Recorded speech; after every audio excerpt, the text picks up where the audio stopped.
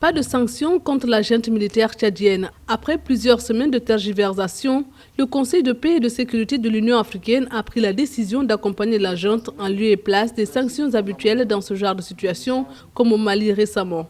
Préserver la stabilité du Tchad et de toute la région en proie à des attaques terroristes, dont le pays est un acteur majeur dans la lutte, a fait pencher la balance.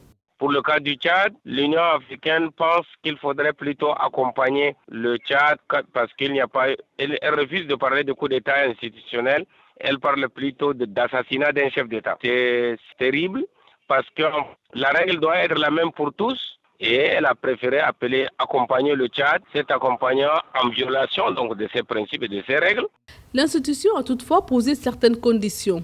Partage équilibré du pouvoir entre les militaires et les civils, la garantie que les membres du Conseil militaire de transition ne pourraient pas se présenter aux prochaines élections qui devraient se tenir dans 18 mois. Mais elle a posé des conditionnalités, notamment préserver les libertés et les droits de l'homme et des citoyens, malgré qu'il y a eu des répressions, bien entendu. Alors cette décision, ça crée une jurisprudence très dangereuse. Elle ne va pas dans le sens de la lutte et de l'interdiction des coups d'État en Afrique. Ça sera maintenant d'appliquer de cas par cas.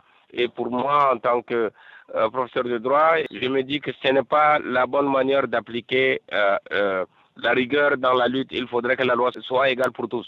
L'Union africaine va donc enclencher le processus qui passera par la nomination d'un envoyé spécial qui sera chargé notamment d'aider le Tchad à rétablir l'ordre constitutionnel, l'organisation de dialogue national inclusif qui doit aboutir à une charte de transition amendée, la réconciliation nationale et une nouvelle constitution pour le pays.